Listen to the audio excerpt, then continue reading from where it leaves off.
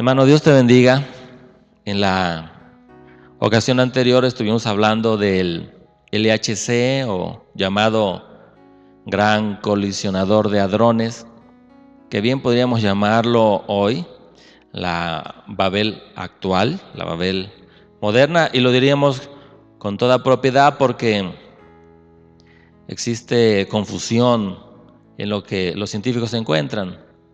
Aceleran las partículas a velocidades cercanas a la de la luz, las hacen chocar en un espacio que son billonésimas de partes de un centímetro y por intervalos demasiado pequeños, trillones de las partes de un segundo, todo con el objetivo de ver si los modelos teóricos en los que hemos basado la ciencia son correctos y tratando de explicar la existencia, el porqué de la existencia de la vida, las propiedades del universo, cómo se originó el mismo.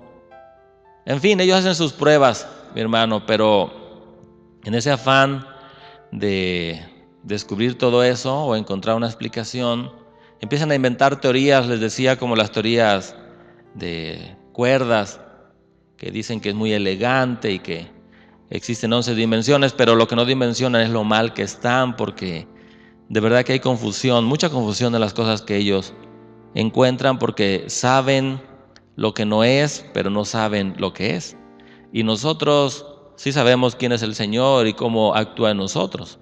Temblamos con temor reverente delante de Él, nuestro orgullo se desmenuza, porque sabemos que si existe un libro, debe existir un impresor.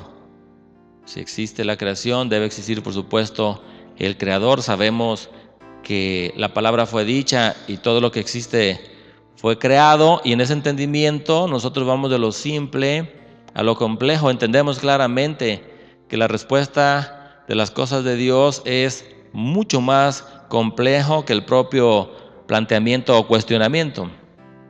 Los científicos hasta el día de hoy no saben lo que es la materia oscura, decíamos. Dicen que es algo invisible, pero que existe. Y pareciera que nos están dando la definición de lo que es la fe, que es algo que ellos juzgan. Qué cosas más raras, ¿no? Pero lo que sostiene el universo no es esta materia oscura. Lo que sostiene el universo es el poder de Dios, que es el mismo que nos sostiene a nosotros.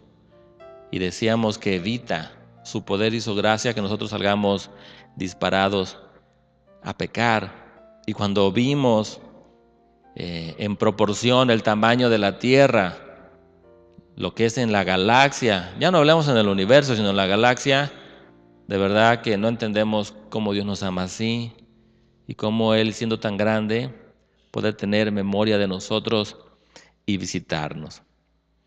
A nosotros nos queda claro, los científicos no entienden tampoco lo que es la energía oscura, que es un problema varias veces mayor que el primero. Dicen que esa materia tiende a ensanchar el universo, pero el Señor se ensanchó en nuestras vidas y nos dio una paz que nosotros no conocíamos. Y decíamos algo importante también, que ellos confiesan que no conocen el 95% de la materia que existe en el universo, y todavía peor, jamás han visto una sola partícula de ese 95%. Y algún día la teoría de ellos va a ceder, como la realidad de nuestras vidas se dio, porque entendemos justamente quién es el Señor.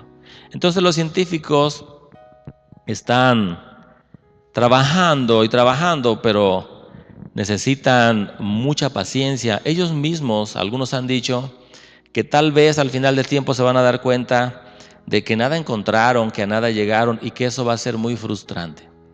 El problema, que ellos se encierran en su círculo y en su mundo, no aceptan otros argumentos. Por ejemplo, ellos no aceptan los argumentos filosóficos, pero fueron los filósofos los primeros que hablaron acerca de la existencia del átomo, y los científicos pudieron ver el átomo más de 2000 años después de que los filósofos plantearon su existencia.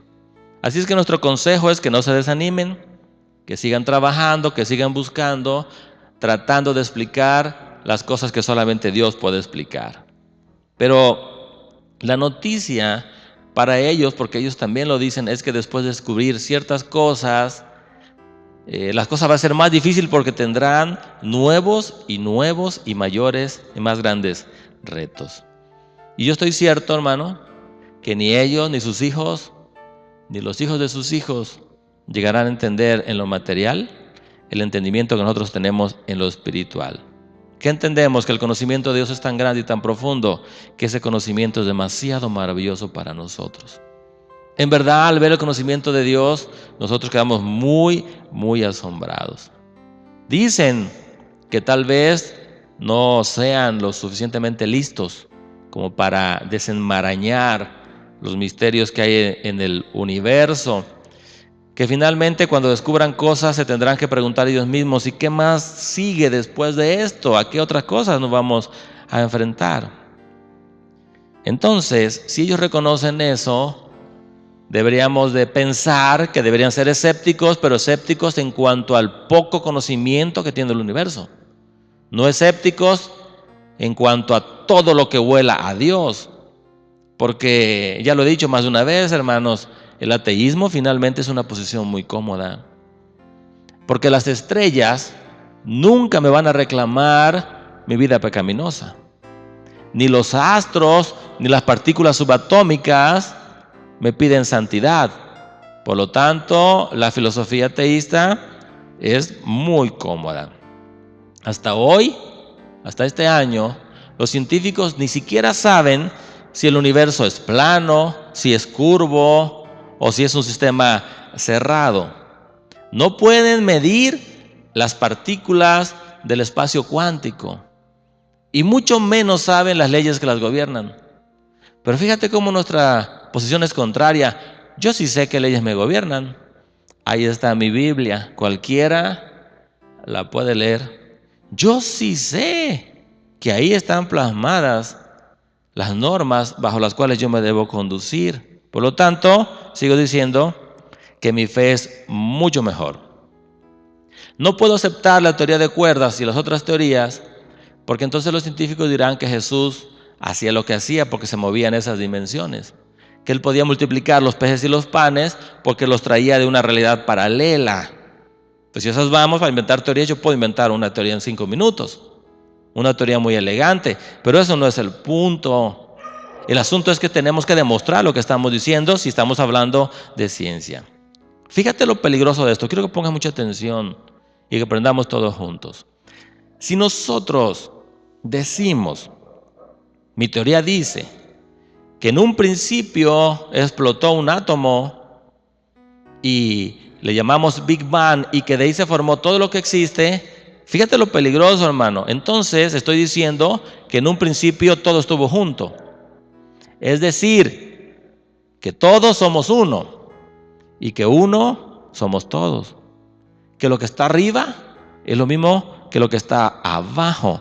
Y eso a mí me suena como a la filosofía de la nueva era. ¿Lo habías visto? Esa es la filosofía del Big Bang, que todos somos lo mismo. Ahora, además ellos aseguran que todo está como que interconectado. Que lo que le sucede a una partícula aquí, le sucede en otro universo paralelo.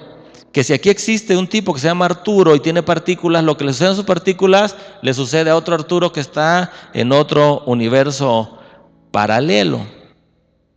Qué fácil, ¿no, mi hermano? Pero yo quiero demostración de eso. Yo no puedo entender que lo que le suceda aquí sucede en otro lugar, y menos en otra dimensión. Entonces ellos dan la explicación. Dicen, nosotros afirmamos que es así porque cuando se descubrió el fuego, la tribu que lo descubrió aquí en la tierra, lo descubrió en cierto tiempo, y casi al mismo tiempo otras tribus en diferentes partes del planeta descubrieron el fuego, porque las partículas están interconectadas, porque lo que sucede aquí sucede allá. Esa es su explicación. Yo tengo una pregunta al respecto. ¿Quién descubrió el adulterio? ¿Quién descubrió la prostitución? Porque mientras unos pecan aquí, otros pecan allá. Lo que me demuestra que el ser humano está corrompido casi desde el principio. ¿Por qué no aceptan eso? Al aceptarlo tendrían que reconocer que espiritualmente estamos enfermos, que necesitamos un médico espiritual porque hemos transgredido las leyes de Dios. ¿Quién inventó el adulterio? ¿Quién inventó el pecado? ¿Por qué no se paran y dicen, los que pecamos aquí también pecan allá? ¿Por qué solamente hablan asuntos como el fuego? Entonces tenemos un problema aquí. Hermano, si yo soy cristiano, el Arturo de otro universo paralelo también lo será. Es una buena pregunta. Mira, tenemos según ellos universos paralelos. Entonces yo vivo por acá en alguno de estos universos y el otro Arturo vive por allá. Entonces, ambos somos cristianos. ¿Qué dice la Escritura al respecto? Que unos son vasos de honra y que otros son vasos de deshonra. La Escritura nunca habla de que es un asunto de partículas. Habla de que obedezcamos o no el llamamiento que Dios nos ha hecho. Entonces no es cierto que estemos interconectados, porque parecería el juego que lo que hace la mano de enfrente hace la mano de atrás. Y eso a mí nunca me va a quedar claro. No sé si me explico. Son teorías, hermano. Ellos están tratando de hacer algo que te voy a explicar ahorita. Ahora, vamos a considerar que los dos Arturos no solamente son salvos, sino que aquí hay yo nada soy, pero es un ejemplo. Aquí hay un Arturo que es de reino. ¿El Arturo de acá será alguien también de reino? Hermano, la Biblia dice que lo inmundo se pega, pero que lo santo no. Es decir, que podríamos tener o conocer a un hombre o mujer que practica la santidad y podríamos tratar de imitarlo.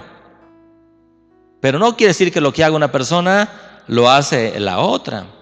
Tenemos todavía un problema aquí. Te decía y te estaba diciendo en esta serie que los científicos afirman que el comportamiento de las materias a nivel subatómico, a nivel cuántico, es muy raro. Y dicen, bueno, ya no se comporta la materia ni como partícula ni como onda. Entonces le dijeron que se llama ondícula. Entonces, algo está pasando y puede suceder que nosotros no lo veamos, pero que sea bueno. Escucha nada más.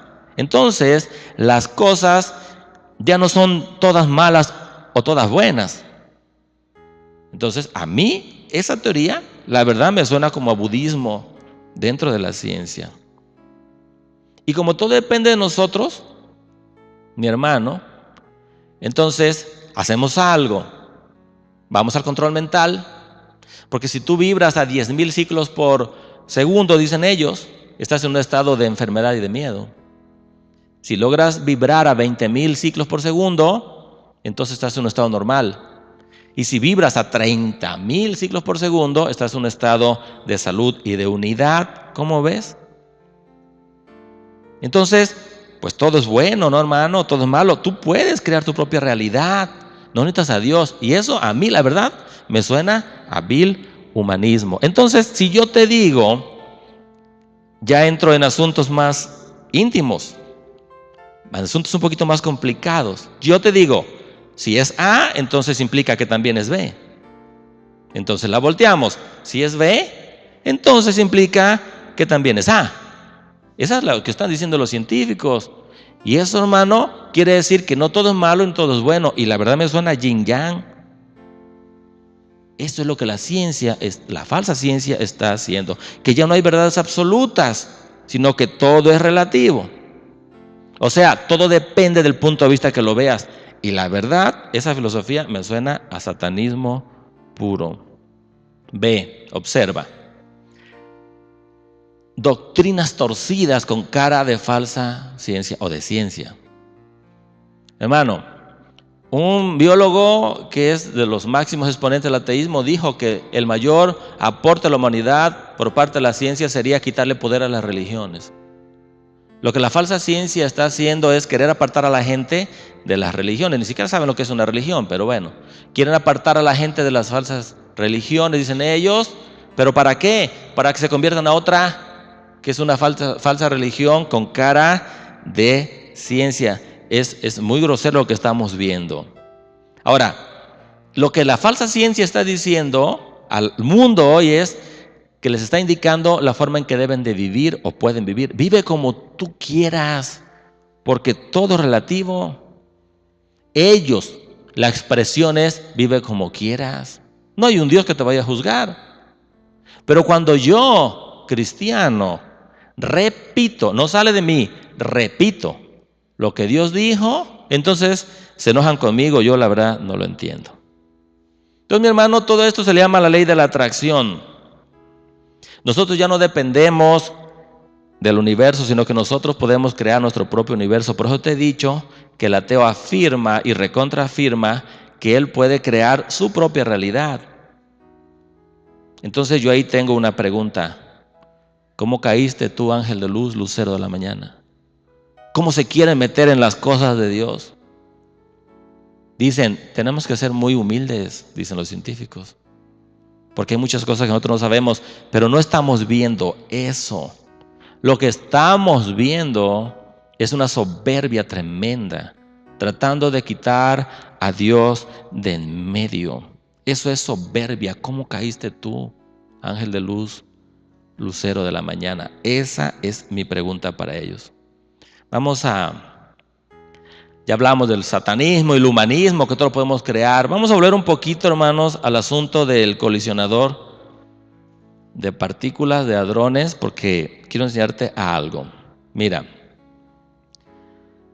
cuando la gente creó esta teoría del Big Bang, decían, pero algo le tuvo que haber dado masa a la materia. Entonces, un científico, Peter Higgs, se le ocurrió eso. Debe haber, en esa masa que se formó, debe haber una partícula que haga esa función. Le llamaron entonces la partícula de Higgs. Y le dijeron los científicos, vamos a buscarla. Y en el colisionador de hadrones, al hacer que chocaran las partículas, encontraron una partícula. Yo no sé si sea la que él decía, ni ellos saben, porque encontraron una partícula y dijeron, esa es la que nos faltaba. Y le llamaron el bosón de Higgs. Insisto en que encontraron una partícula desconocida y dijeron, esta es la que nos faltaba. Esta es la que le da masa a la materia después del Big Bang. Pero cuando la encontraron, yo puedo afirmar que ahora saben menos que antes. O tal vez sepan más, pero tienen más dudas. Porque dijeron que así como existe esta partícula, deben existir otras partículas más que hay que descubrir todavía. ¿Te das cuenta? Y entonces al descubrirlas habrá que investigar para ver cuáles son las leyes que gobiernan esas partículas. Por mientras vamos a entrar un poquito en el bosón de Higgs. Al analizarlo se dieron cuenta que es metaestable. Es decir, aquí el bosón dice, me siento como inestable aquí. Es inestable, quiere decir que a veces es estable y a veces no. Se parece que a la actitud de muchos bipolares, ¿verdad, hermano? En esa investigación se dieron cuenta y dicen que es un asunto muy peligroso. Por mientras hay que manejar con cuidado esta partícula, pero cuando se descubran nuevas partículas, cuando puedan aplicarle mayor energía a los aceleradores de partículas o de hadrones, entonces van a poder estabilizar a esto que le llamaron el campo de Higgs. Te explico. Yo creo que los inestables primeramente son ellos, ¿no? Dicen que esta partícula crea un vacío que se llama vacío de Higgs. Escucha con atención. Contiene dos vacíos. El falso vacío, que está a alta energía, y el vacío verdadero a baja energía, que es el vacío que nos movemos todos nosotros. Escucha el orden, por favor. Dicen que esto es peligroso, que puede ocasionar una catástrofe mundial si se juntan ambos vacíos. Que hagas de cuenta que es como una esfera, una burbuja hirviente, que por dentro tiene el falso vacío y por fuera el vacío verdadero. Que si esos vacíos se juntaran, las burbujas crecerían exponencialmente a velocidades cercanas a la de la luz o a la de la luz, y entonces acabarían con este universo. Ve el grado de ignorancia que tienen. Nosotros pasamos de lo falso a lo verdadero de Dios, que es justamente contrario a este vacío de Higgs. Primero. Segundo, La Biblia no dice que este universo va a terminar como ellos están comentando. La Biblia nos dice cómo va a terminar este universo. Ahora, sabemos el asunto de la entropía, que el universo va a terminar teniendo una temperatura fría. Pero ellos dicen que todo se formó a partir de una explosión. Yo nunca he visto que una explosión genere un orden. Siempre las explosiones generan un desorden. El universo va a terminar como la Escritura dice. No porque se junte el falso vacío y el verdadero vacío en el asunto este de la partícula de Higgs. Es una mentira. Mira lo que dice la Escritura. Dice en el Salmo 102, versos 25 y 26. Desde el principio tú fundaste la tierra y los cielos son obra de tus manos, dice el salmista. Verso 26, ellos perecerán, mas tú permanecerás. Y todos ellos como una vestidura se envejecerán. Como un vestido los mudarás y serán mudados. ¿Te das cuenta que el universo no va a terminar producto de que como burbujas hirvientes se multipliquen a la velocidad de la luz y lo llenen y hagan que explote? Esa es ignorancia máxima. El Señor no pasará y nosotros tampoco pasaremos. Ahora, en lo espiritual es contrario, hermanos. Dice la Biblia que ciertamente este hombre exterior se va desgastando, pero el interior se va renovando. Si el universo se va tendiendo a quedar en una sola temperatura, mi hermano, porque se va desgastando, como vestidura se está envejeciendo, mi hombre interior se está renovando. Por lo tanto, mi fe es mucho mejor. Nosotros creyendo en lo que la Escritura dice, hermanos, siempre ganamos. Porque creemos en el Dios justo, en el Dios exacto. Déjame explicártelo. Si la Tierra estuviera 5% de la distancia más cerca del Sol de lo que está, el agua de los océanos herviría. Si estuviera el 1% más retirada, el agua de los océanos se congelaría. Si en la Tierra la gravedad fuera un poco mayor, habría demasiada presión, la vida no existiría. Si la gravedad, su valor fuera un poco menor, tendríamos muy poca presión y tampoco existiría vida en la Tierra. Si la Tierra girara un poco más rápido o un poco más lento, esto sería un caos. Tampoco existiría la vida. Si tuviera un ángulo de inclinación un poquito menor o un poquito mayor, es decir, un poquito diferente a lo que está, la vida tampoco existiría. Lo dice la Escritura, el profeta lo dice bien aquí en Isaías 45, 18. Porque así dijo Jehová que creó los cielos. Él es Dios, el que formó la tierra, el que la hizo y la compuso. No la creó en vano, para que fuera habitada la creó. Yo soy Jehová y no hay otro.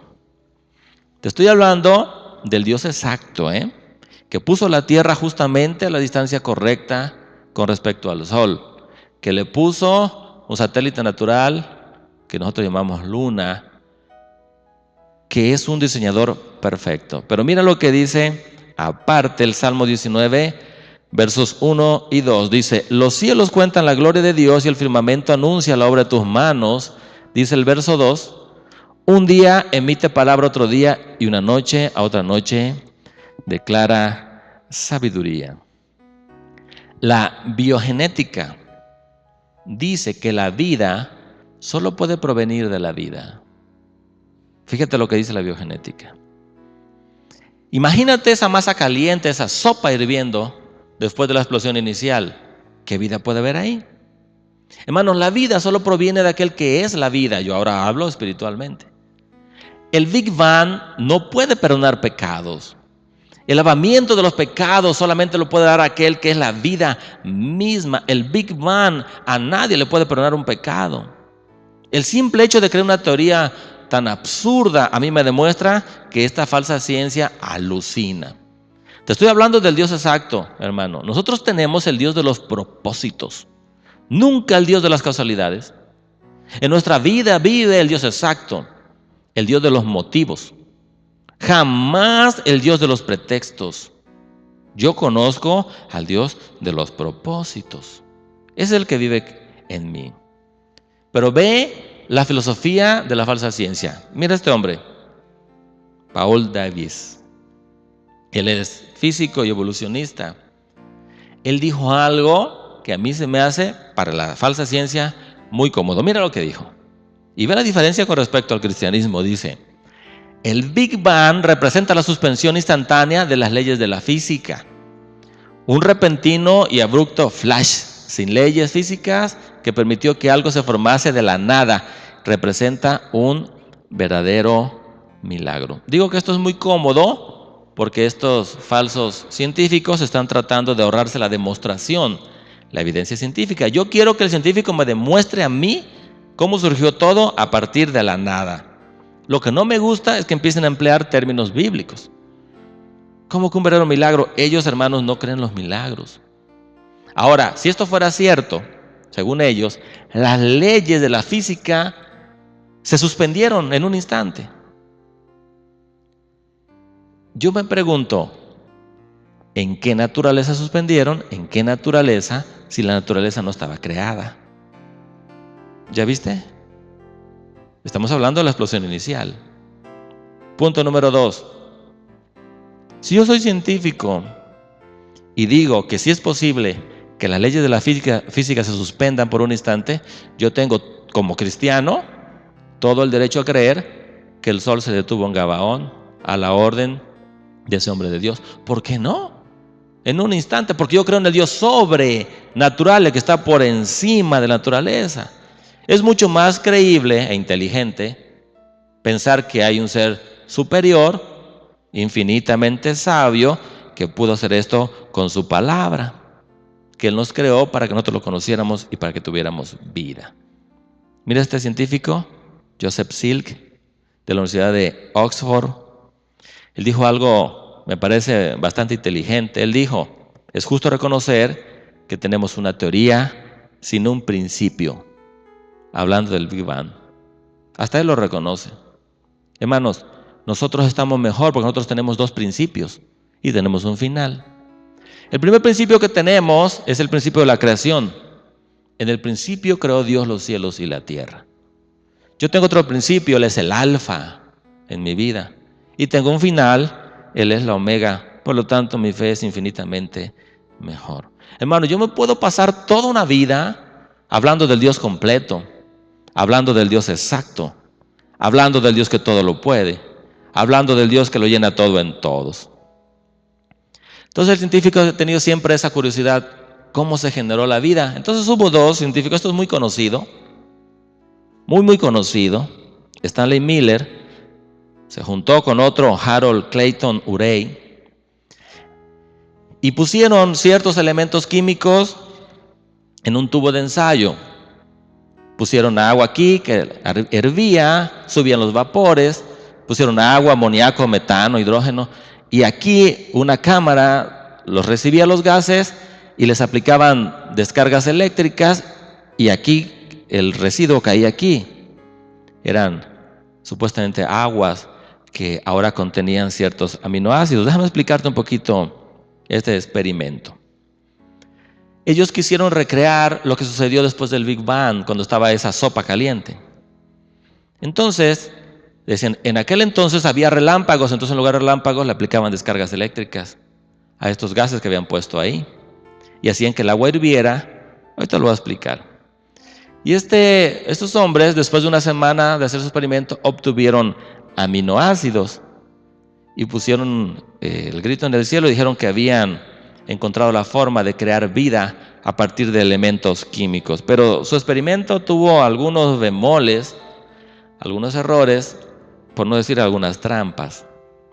Primero, los compuestos que utilizaron, hermano, no podían estar en la atmósfera primitiva. Cuando menos no en esas cantidades. No podía haber metano y amonio. El amonio se hubiera descompuesto producto de los rayos ultravioleta.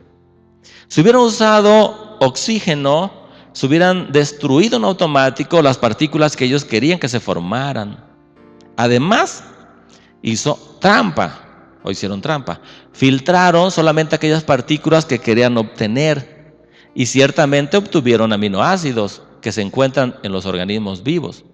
Pero, error, obtuvieron aminoácidos izquierdos y aminoácidos derechos, 50% y 50%. Si hubiera un solo aminoácido derecho, jamás se puede crear vida. Todos los aminoácidos que tenemos los seres humanos son izquierdos. O sea que lo que él obtuvo fue un veneno de 50% izquierdos y 50% derechos. Hermanos, las proteínas tienen entre 2000 y 3000 aminoácidos. 2000 o 3000. Cada uno debe estar en el lugar correcto, porque si no, no es posible que se forme vida. Ahora, podríamos darles ventaja, fíjate. Vamos a poner un tubo de ensayo y vamos a poner las sustancias correctas, que hoy sabemos que son correctas. Vamos a crear el nivel de alcalinidad ideal para que pueda haber vida ahí. Y vamos a poner en ese recipiente, vamos a tomar nosotros una célula viva. Acuérdate que estamos tratando de saber cómo se generó la vida.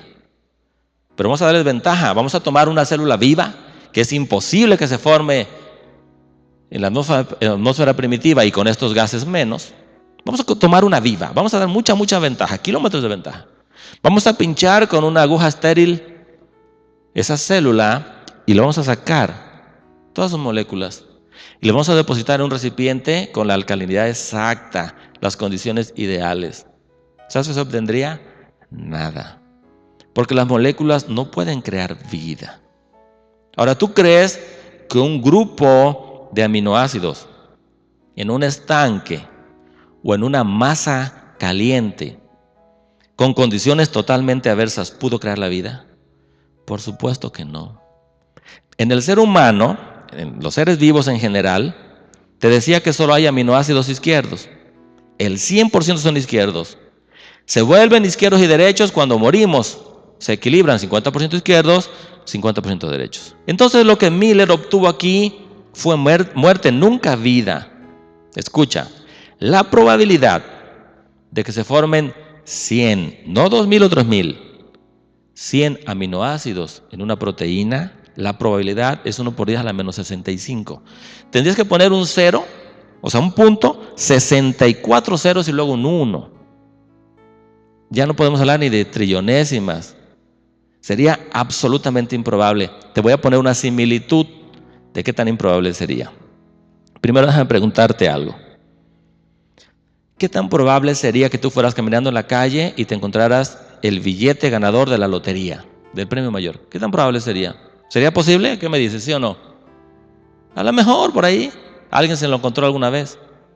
¿Tú crees que de encontrándotelo una semana sería posible que te lo volvieras a encontrar la siguiente semana? No, ya la segunda pues ya es imposible. Bueno, esta probabilidad es similar a que tú fueras por la calle y te encontraras cada semana el billete ganador de la lotería durante 1000 años. Eso es suponiendo que se formaran 100 aminoácidos en una proteína. Pero tienen 2000 o 3000. La probabilidad de que se formen 2000 en una proteína es 1 por 10 a la menos 40,000. Tienes que poner un punto y luego 3999 ceros y al final un 1. El científico calculó esta probabilidad, dijo, con esto nosotros enterramos a Darwin y entendemos que solamente un ser superior e inteligente con propósito pudo diseñar esto. Este experimento de Miller representa y tiene algunos grandes problemas. Primero, la atmósfera no podía contener oxígeno. Primero, porque por la oxidación hubiera destruido todo. Déjame explicarte primero las condiciones de la atmósfera primitiva.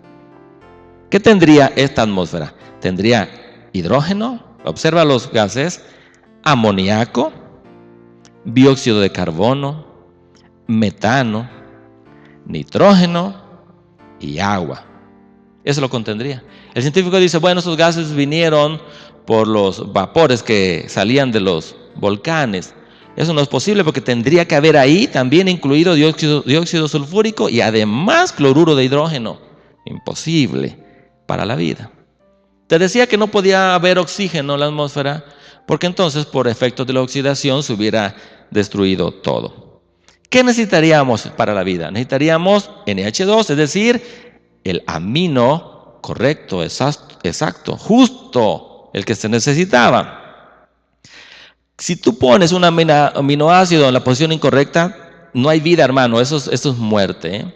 Ahora vamos a suponer que tuviéramos aminoácidos. ¿Cómo los hacemos que se agrupen? Para eso necesitaríamos enzimas. Aparte de aminoácidos, que hubiera enzimas. Cualquiera que estudia química o bioquímica entiende esto que estoy diciendo.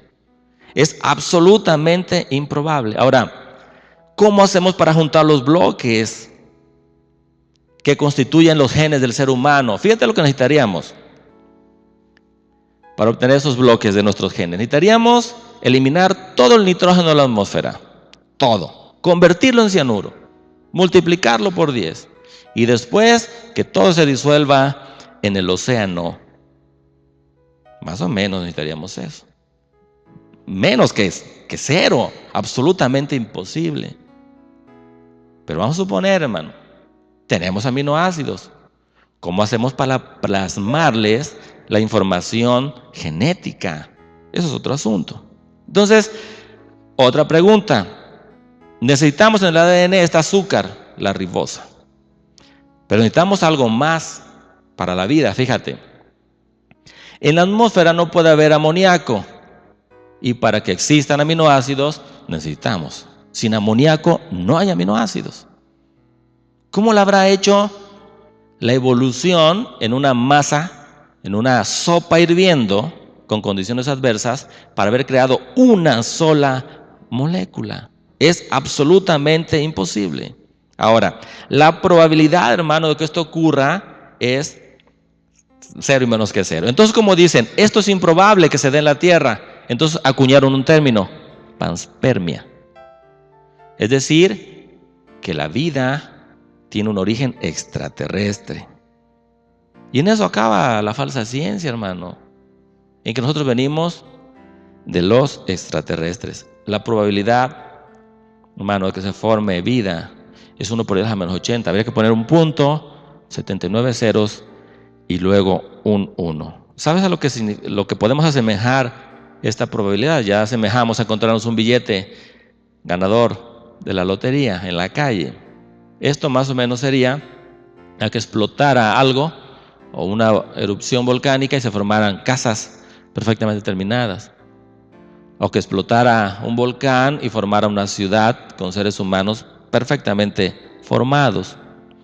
O este número equivale a la cantidad de partículas que hay en el universo. Imagínate la cabeza de un alfiler. Hay billones y billones de átomos. No dije partículas, dije átomos. Porque cada átomo tiene muchas partículas. Imagínate cuántas partículas hay en el universo. Es este número. Este número es más que suficiente para llenar a todo el universo de partículas. La probabilidad es como si sentaras delante de un piano a un bebé, tocara la quinta sinfonía de Beethoven sin error y que te la tocara las veces que tú quisieras. Es absolutamente improbable. Ahora, hermano, ¿qué podemos concluir después de todo esto? Que Dios siempre dice la verdad y el ser humano es muy mentiroso, con el afán de querer explicar dónde viene la vida. ¿Qué podemos concluir aquí, hermano? Que cada vez que el ser humano hace intentos por realizar aquello que es privativo de Dios, exclusivo de Dios, lo único que hace es verse bastante ridículo. En verdad que la falsa ciencia debería quedarse callada y que los cristianos deberíamos de proclamar con todas nuestras fuerzas que Jesucristo es el Señor y que Él es el Rey del universo. Nuestra fe sigue siendo mejor. Amén, hermanos. Todo esto es una burla. Meter las cosas en un recipiente, hacer trampa para obtener vida. Y lo único que obtuvieron es muerte. Todo lo que sale de un ser humano es muerte. Pero todo lo que sale de la boca de Dios es vida. Oramos, hermanos. Le damos gracias a Dios. Él es tu Rey. Él te creó. La vida no se dio en otro planeta Él diseñó el planeta, dice la Escritura, para que nosotros lo habitáramos.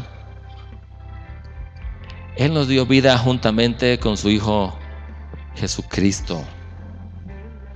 Y yo le doy gracias por su favor, porque Él es bueno. Estamos aquí para reverenciar su nombre. Señor, tu conocimiento es tan profundo que es demasiado maravilloso para mí.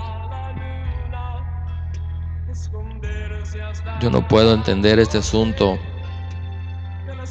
de la vida, pero sí puedo creer que tú la formaste. La vida del cristiano es certeza. La falsa ciencia es confusión porque dicen, ya encontramos esto, pero ¿qué más sigue? ¿Acaso los astros, los átomos, las partículas les van a gritar que practiquen la santidad? Qué cómodo es el ateísmo. No sabe las leyes que gobiernan el universo, pero yo sí sé las leyes que me gobiernan a mí. Están escritas en un libro que se llama Biblia, que me bendice.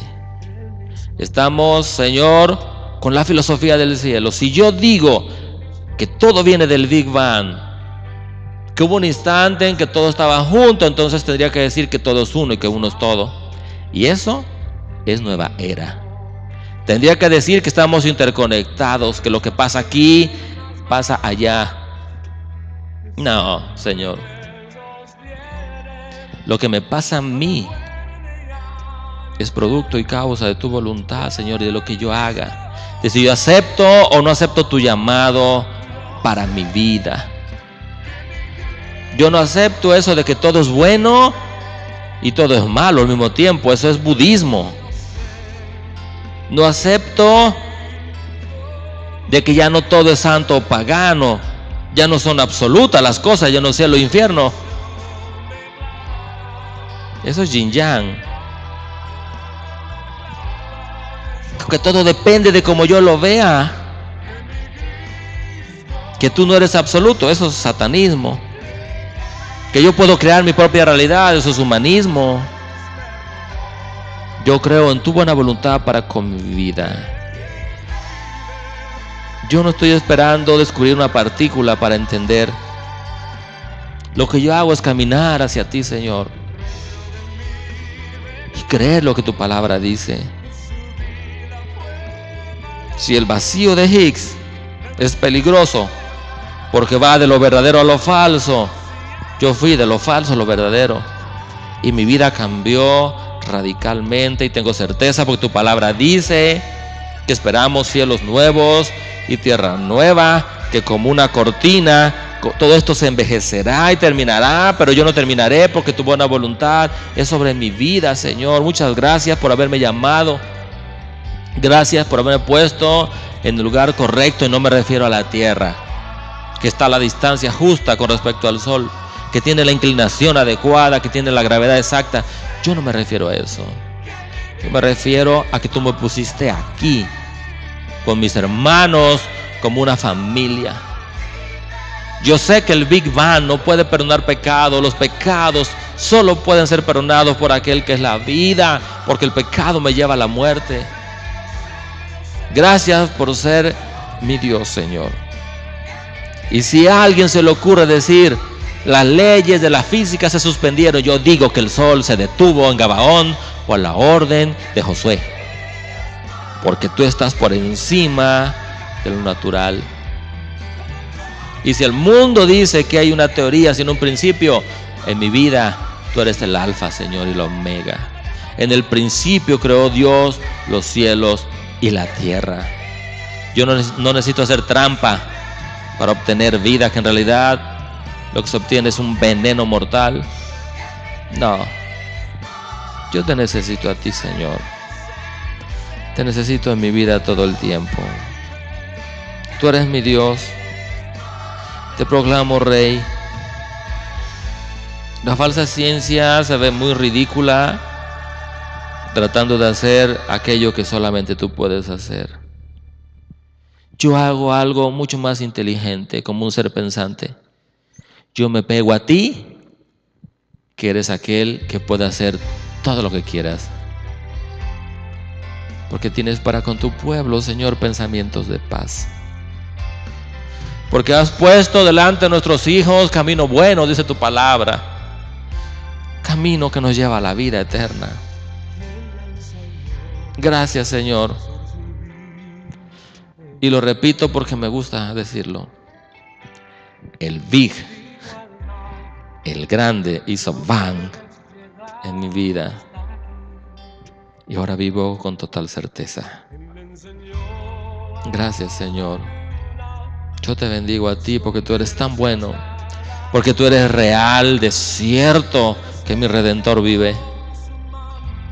Y te bendigo, Señor, por la familia que tú me has dado. Vamos caminando, Señor, porque queremos conocerte a ti, manantial de agua viva. En el nombre de Jesús de Nazaret, te damos gracias por tu favor y te proclamamos Rey. Amén, Señor. Y amén. Gracias porque tu mano no nos ha dejado. Gracias, dador de vida. Cuando estábamos muertos en delitos y pecados. Y no es que yo haya pecado porque otro Arturo estaba en otro universo y pecó y lo que él hace repercute aquí. No. Yo pequé porque un hombre sin Dios es un cochino. Porque un hombre sin Dios está muerto. Pero tú viniste a darnos vida. Gracias, dador de vida. En el nombre de Jesús de Nazaret. Amén y amén.